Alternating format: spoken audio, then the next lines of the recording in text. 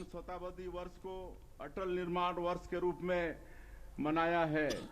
रजत जयंती के मौके पर संविधान के मंदिर, हमारे विधानसभा के नए भवन का लोकार्पण यशस्वी प्रधानमंत्री श्री नरेंद्र मोदी जी के हाथों संपन्न हुआ है। हमारी लोकतांत्रिक आस्था का प्रतीक यह भवन सही मायने में छत्तीसगढ़ी अस्मिता का प्रतिनिधित्व करता है। धान की बालियों की डिजाइन और बस्तर सरबूजा की लोक कला से समृद्ध इस भवन की वास्तुकला में छत्तीसगढ़ की माटी का प्रतिबिंब झलकता है। 25 वर्ष पूर्व के राजकुमार कॉलेज के जसपुर हाल में हमारी विधानसभा का पहला सत्र आयोजित हुआ था। राज्य के साथ ही विधानसभा ने भी अपनी समृद्ध परंपरा की रजत जयंती मनाई है। यहाँ ऐसी अनेक लोकतांत्रिक परंपराएं स्थापित हुई जिनका अनुकरण अन्य राज्यों की विधानसभा ने भी किया। इस वर्ष हमने राष्ट्रगीत वंदे मातरम की 150वीं जयंती भी मनाई। हमने नवनिर्मित विधानसभा भवन में राष्ट्र निर्माण में वंदे मातरम के योगदान पर विशेष चर्चा भी की।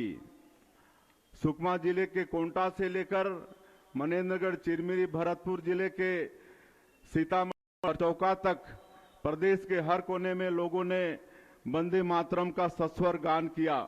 मां भारती की प्रशंसा में लिखे गए हमारे राष्ट्रगीत का यह सम्मान बंकिम दा को सच्ची श्रद्धांजलि है। यह वर्ष डॉक्टर श्यामा प्रसाद मुखर्जी का 125वां जयंती वर्ष भी है। एक राष्ट्र, एक निशान, एक विधान के माध्यम से उन्होंने मां भारती की अखंडता के लिए बलिदान दिया। जब जम्मू कश्मीर से धारा 370 हटाई गई तो यह राष्ट्र की ओर से डॉक्टर मुखर्जी को सच्ची श्रद्धांजलि थी। इस बार हमने जनजातीय गौरव दिवस के अवसर पर धरती आबा भगवान बिरसा मुंडा की 125वीं जयंती मनाई। भगवान श्री बिरसा मुंडा ने जनजातीय समाज में आत्मगौरव का भाव जगाया। उन्होंने ब्रिटिश शोषण और औपनिवेशिक कानूनों के विरुद्ध कड़ा संघर्ष किया और अपना बलिदान दिया। छत्तीसगढ़ की धरती भी ब्रिटिश शोषण के विरुद्ध जनजातीय विद्रोहों की गवाह रही है। स्वतंत्रता संग्राम में जंगल सत्याग्रह के माध्यम से जनजातीय नायकों ने अपना महत्वपूर्ण योगदान दिया। छत्तीसगढ़ के जनजातीय नायकों के आजादी की लड़ाई में किए गए बलिदान की कहानी हम डिजिटल माध्यम से सुना रहे हैं। शहीद वीर नारायण सिंह जनजातीय स्वतंत्रता संग्राम सेनानी संग्रहालय का लोकार्पण भी माननीय प्रधानमंत्री श्री नरेंद्र मोदी जी ने राज्य स्थापना दिवस के अवसर पर किया। यह देश का पहला डिजिटल संग्रहालय है। राष्ट्र की अस्मिता के लिए बलिदान देने वाले हमारे जनजातीय नायकों के चरित्र को दिखाने वाला यह म्यूजियम आज की पीढ़ी के लिए तीर्थ स्थल की तरह है। यहाँ बड़ी संख्या में लोग जुड़ते हैं और अपने नायकों के प्रति श्रद्धा भाव से भर जाते हैं।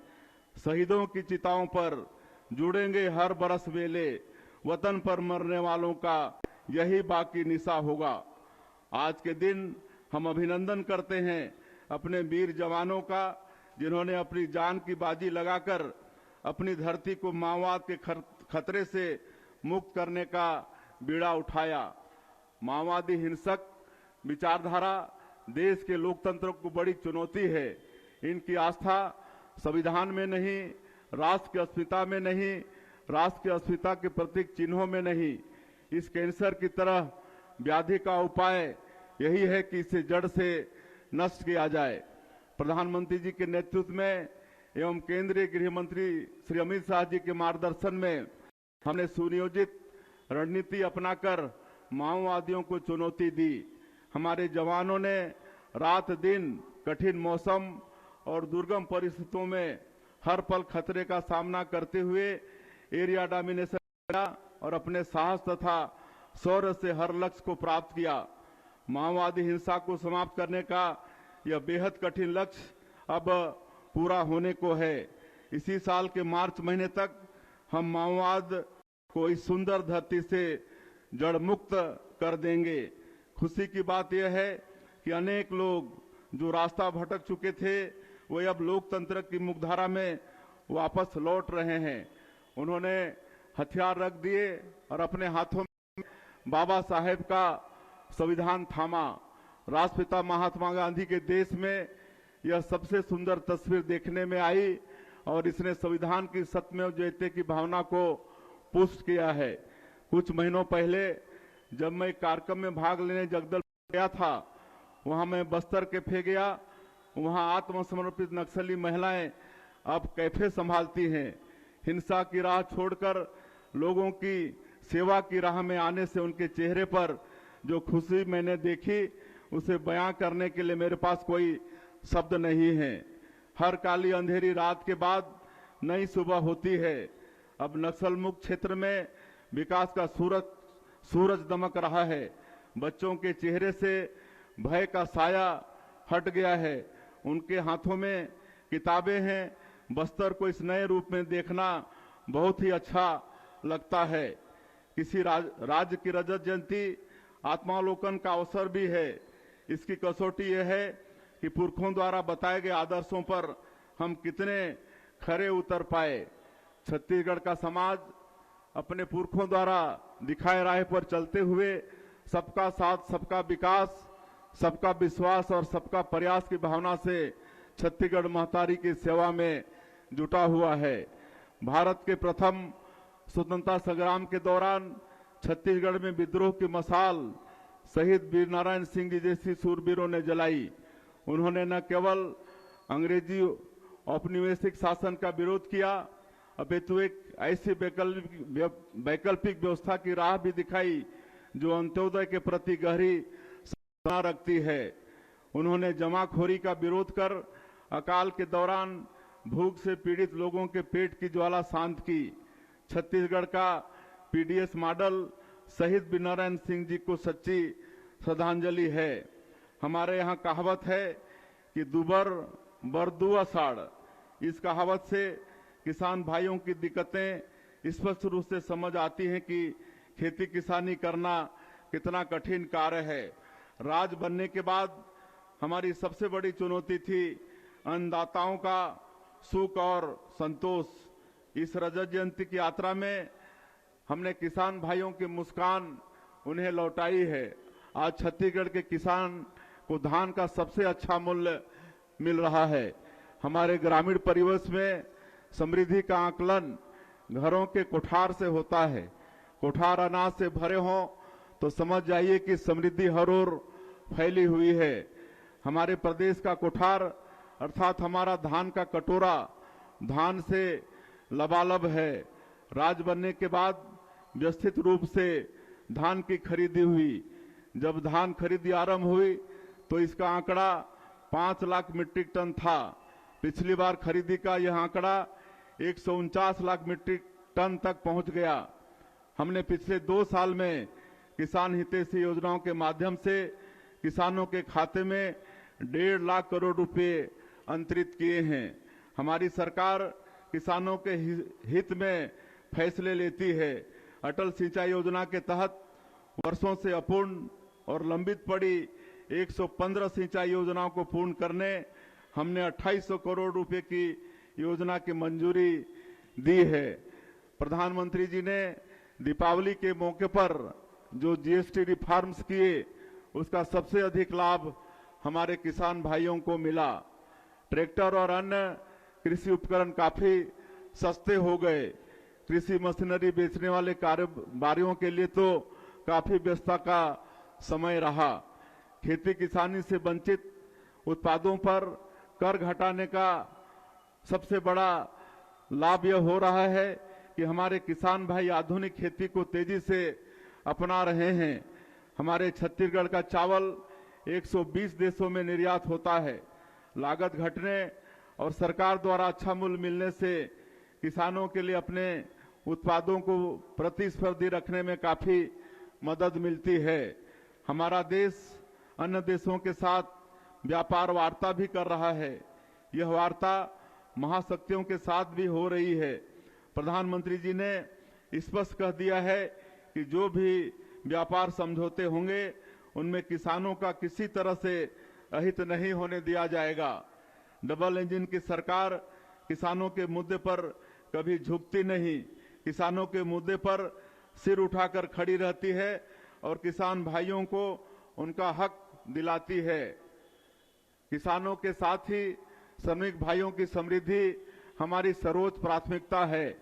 हमारी सरकार ने 2 वर्षों में 29 लाख से अधिक श्रमिकों को विभिन्न योजनाओं के माध्यम से 800 करोड़ रुपए से अधिक राशि अंतरित की है।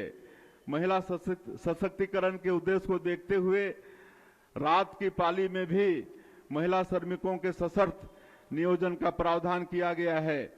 2 वर्ष में ही कर्मचारी राज्य बीमा अधिनियम के तहत बीमित कामगारों की संख्या 4,60,000 से बढ़कर 6,26,000 हो गई है। केंद्र सरकार ने जिन 29 पुराने श्रम कानूनों की जगह 4 श्रम संहिताएं लाई हैं, श्रमिक भाइयों के हित में उनका तेजी से क्रियान्वयन किया जा रहा है। हमारी सरकार ने 2 साल पूरे किए हैं। मोदी जी की गारंटी को पूरा करते हुए हमने पहले कैबिनेट की बैठक में ही 18 लाख आवास स्वीकृत करने का निर्णय लिया। प्रदेश में अब तक 26 लाख से अधिक प्रधानमंत्री आवास स्वीकृत किए जा चुके हैं। लोगों को आवास उपलब्ध कराने का यह काम मिशन मोड पर कर रहे हैं। मुझे आपको यह बताते हुए बहुत हो रही है कि हर दिन लगभग 2000 आवास प्रदेश में बनाए जा रहे हैं। यह गति पूरे देश में सबसे अधिक है। आप सभी छत्तीसगढ़ में हो रही आवास क्रांति के गवाह हैं। खप्पर वाली छतें अब दिनों की बात हो गई। अब हर घर पक्का और बुनियादी सुविधा से युक्त है, जहां जल जीवन मिशन से शुद्ध जल मिल रहा है। राज्य स्थापना से पूर्व प्रदेश के लोगों को घंटों पावर कट का सामना करना पड़ता था। विद्युत उत्पादन के मामले में हम देश में अभी दूसरे नंबर पर हैं और पहले नंबर की ओर तेजी से अग्रसर हैं। आज प्रदेश के बीपीएल परिवारों को एकल बत्ती योजना के तहत निःशुल्क बिजली तथा शेष परिवारों को 24 घंटे रियायती दरों पर बिजली मिल रही है। एनर्जी सेक्टर में हम विकसित भारत और विकसित छत्तीसगढ़ की जरूरतों के अनुरूप कार्य कर रहे हैं। इसी क्रम में प्रधानमंत्री जी ने सीपत में 9,790 करोड़ रुपए के सुपर थर्मल पावर प्रोजेक्ट की आधारशिला रखी है। डबल इंजन की सरकार का फोकस शून्य कार्बन उत्सर्जन लक्ष्य को लेकर है और इसी के अनुरूप कोरिया, सरगुजा, बलरामपुर जैसे जिलों में सिटी गैस डिस्ट्रीब्यूशन पाइपलाइन पर काम कर रहे हैं। प्रधानमंत्री सौर घर मुफ्त बिजली योजना में केंद्र सरकार के साथ राज्य सरकार की सब्सिडी भी मिल रही है, जिसके चलते बड़ी संख्या में लोगों ने अक्षय ऊर्जा के लिए रजिस्ट्रेशन कराया है। हमने गेल से भी एमओयू किया है, जिसके तहत गैस आधारित उर्वरक परियोजना मुख्य रूप से 12.7 मीट्रिक टन प्रतिवर्ष क्षमता वाले यूरिया उत्पादन प्लांट पर केंद्रित है। नक्सलवाद की वजह से बस्तर में योजनाओं का क्रियान्वयन धीमा रह गया था, लेकिन अब इसने रफ्तार पकड़ ली है। नक्सलवाद ने लोगों को बेघर किया। हम हथियार छोड़ मुख्यधारा में लौटने वाले लोगों को पक्का घर दे रहे हैं। इसके लिए 15,000 आवास हमने स्वीकृत किए हैं। पीएम जनमन योजना के माध्यम से विशेष पिछड़ी जनजाति के लिए हम अब तक 33,217 आवास स्वीकृत कर चुके हैं। हमने छत्तीसगढ़ महतारी को संवारने का संकल्प लिया है। छत्तीसगढ़ महतारी को गढ़ने में सबसे ज्यादा भूमिका हमारी माता बहनों की है। मुझे खुशी है कि महिलाओं के सम्मान का पूरा ध्यान रखते हुए हमारी सरकार महतारी बंधन योजना के माध्यम से करीब 70 लाख महिलाओं को प्रति माह 1,000 रुपये की सम्मान राशि प्रदान कर रही है। अब तक 23 किस्तों में 14,948 करोड़ रुपए की राशि माता बहन खाता में भेज चुके हैं। प्रधानमंत्री जी ने अगले 10 सालों में देश को मैकाले की मानसिकता से पूरी तरह से मुक्त करने का लक्ष्य रखा है। भारत एक समय विश्व गुरु रहा, लेकिन मैकाले की मानसिकता ने समाज पर ऐसा असर डाला हर विचार को पक्षी नजरे से देखने लगे और अपनी भारतीय संस्कृति के आदर्शों को भूलते गए। इस मानसिकता को भारतीय मूल्यों से युक्त शिक्षा से बदला जा सकता है। जब हमने सरकार का कामकाज संभाला तो हमारे सामने एक बड़ी चुनौती शिक्षा को लेकर ही थी। यह दो कारणों से थी। पहला तो कोविड, जो ऑनलाइन क्लासेस हुई उनसे बच्चों को काफी लर्निंग लॉस हुआ। बच्चों को पढ़ने लिखने और गणित की सामान्य क्रियाएं करने में भी परेशानी होती थी। इस लर्निंग लॉस को ठीक करना बड़ी चुनौती थी। इस पर हमने विशेष रूप से मेहनत की। दूसरी इससे भी बड़ी समस्या दूरस्थ एवं ग्रामीण क्षेत्रों में शिक्षकों की कमी की थी। 453 ऐसे स्कूल थे जहां एक भी शिक्षक नहीं थे और 1428 स्कूल केवल शिक्षक के भरोसे चल रहे थे, जबकि राष्ट्रीय छात्र शिक्षक अनुपात की तुलना में हमारे प्रदेश में इसका अनुपात बहुत ही अच्छा है। हमने युक्तियुक्तकरण के माध्यम से शहरों के अतिशय शिक्षकों की ग्रामीण क्षेत्रों में पदस्थापना की और इस तरह से यह समस्या दूर हुई। अब जब मैं ग्रामीण क्षेत्रों में जाता हूं, लोग बहुत खुशी से बताते हैं कि उनके स्कूल में शिक्षक पहुंच गए हैं, बढ़िया पढ़ाई हो रही है। राष्ट्रीय शिक्षा नीति लागू होने के बाद बच्चे स्थानीय भाषाओं में पढ़ रहे हैं। इससे उन्हें सीखने में काफी आसानी हो रही है। हमने स्कूलों में आईटी आधारित मॉनिटरिंग को विद्या समीक्षा केंद्र के माध्यम से लागू किया है। हम राज्य में 9000 स्मार्ट क्लास आरंभ करने जा रहे हैं और 22,000 कंप्यूटर लगवाएंगे। हाल ही में राष्ट्रीय स्तर पर परख सर्वेक्षण हुआ। सर्वेक्षण में राज्य की स्थिति बेहतर हुई है। इसका श्रेय मैं सभी शिक्षकों को देना चाहूंगा। उच्च शिक्षा में भी हमने राष्ट्रीय शिक्षा नीति को लागू किया है। पिछले महीने हमने कबीरधाम में मेडिकल कॉलेज भवन के निर्माण का कार्य शुभारंभ किया है। मुझे लगता है कि छत्तीसगढ़ की रजत जयंती यात्रा को समझना है तो यहाँ मेडिकल शिक्षा के विकास को समझना होगा। पहले यहाँ रायपुर में ही मेडिकल कॉलेज था, अब प्रदेश में 15 मेडिकल कॉलेज स्वीकृत हो चुके हैं। हमारी सरकार ने बिलासपुर में मल्टी सुपर स्पेशलिटी हॉस्पिटल के माध्यम से स्वास्थ्य सुविधाओं को सुदृढ़ किया है। इसके साथ ही कोनी में शासकीय फिजियोथेरेपी कॉलेज के लिए भूमि का चिन्हांकन भी कर लिया गया है। हमने एमबीबीएस की पढ़ाई हिंदी में कराने की व्यवस्था आरंभ की है। आईआईटी की तर्ज पर हम राज्य के जसपुर, बस्तर, कबीरधाम, रायपुर और रायगढ़ में प्रौद्योगिकी संस्थाओं का निर्माण करने जा रहे हैं। हमारी युवा आबादी हमारे लिए बड़ी संभावना है।